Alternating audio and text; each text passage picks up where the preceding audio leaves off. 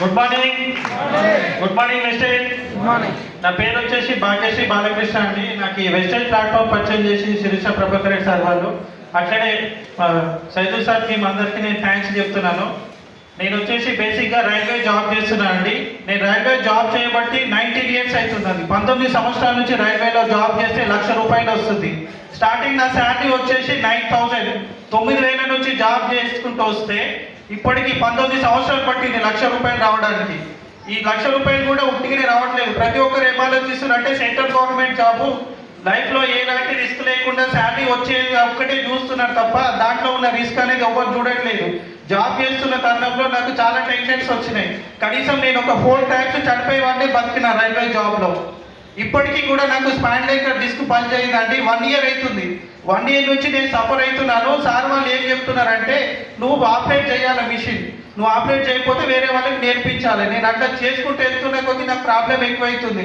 చేసే వర్క్లో ఏంటంటే ఒక 4 టైమ్స్ ట్రైన్ ఆగిపోతే మేము చేసే వర్క్లో ఒక 10 నిమిషాలు ట్రైన్ ఆగితే ఎంత అడవిడి ఉంటుందో. నైట్ మొత్తం మార్నింగ్ ఒకవేళ నైట్ 12 o'clock వర్క్ స్టార్ట్ చేస్తే ఎర్లీ మార్నింగ్ 6 o'clock వరకు కంటిన్యూ వర్క్ జరుగుతూనే ఉంటుంది.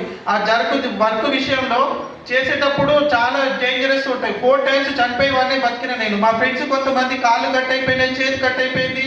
నేను వర్క్ చేస్తుంటే నా కళ్ళ ముందు ఒకతను చనిపోయింది కూడా.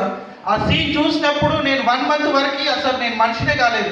అన్నం తినడం కూడా సరిగా చేయలేదు. చాలా ఇబ్బంది పడ్డా నేను. ఇప్పటికీ ఆ సీన్ చూస్తే జనరల్గా ఏం ఆలోచిస్తారంటే, ప్రతి మనిషి బతుకున్నప్పుడు డబ్బు ఆలోచిస్తారు కానీ డబ్బు విలువ ఎప్పుడు తెలుస్తుంది అంటే సంపాదించినప్పుడు డబ్బు గురించి ఆలోచిస్తారు. కానీ మనిషి బతుకుండి హెల్తీగా ఉంటే లక్షలు కాదు కోట్లు. మీకు ఎగ్జాంపుల్ చెప్పాలంటే ఈ హాల్ మొత్తంలో డబ్బు ఇందులో పెట్టేయచ్చు, బంగారం ఇందులో పెట్టేయచ్చు. హెల్త్ ఒక మనిషి ఎగ్జాంపుల్ చెప్పాలంటే రిలయన్స్ అంబానీ ఉన్నాడు కదా, కొన్ని కోట్లకు అధిపతిగా ఉన్నాడు, కానీ ఆరోగ్యం బాగాలేదు.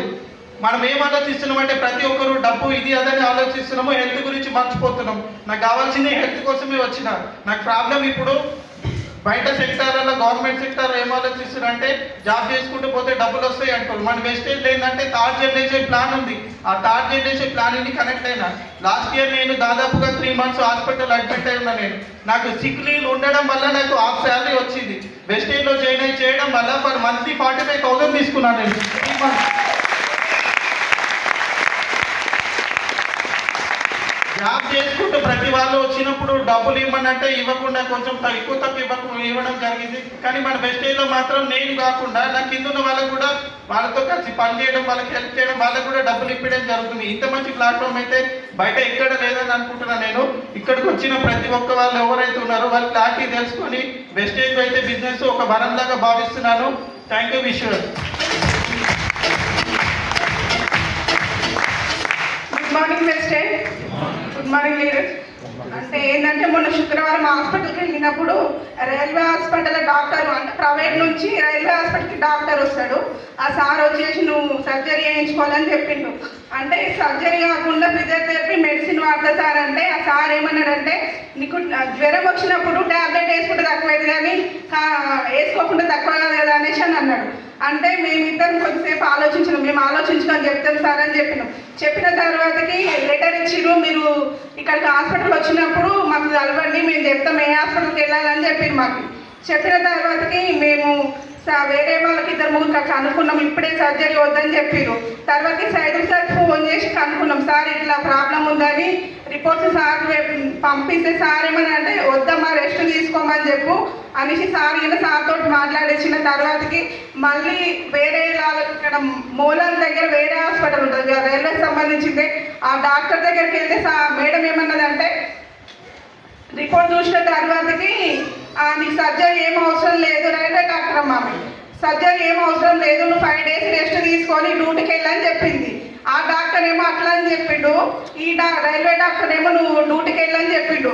సార్ ఇంటికి వచ్చిన తర్వాతకి సార్ అట్లా చెప్తుంది, మేడం ఇట్లా చెప్తుంది, ఏం చేయాలనేసి మా సార్ చాలా పరేషాన్ అయ్యిండు.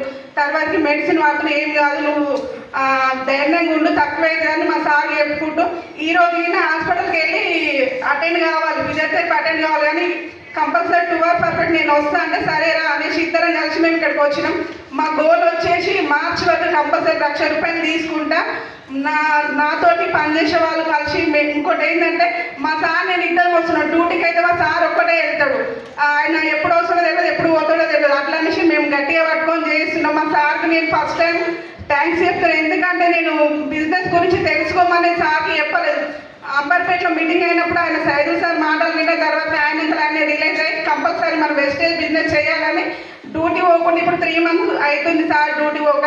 అందులో సగం శాలరీ వస్తుంది, మిగతా ఇందులో వస్తుంది కదా అనేసి మేము ఇద్దరం కలిసి చేస్తాం. Thank you, wish you.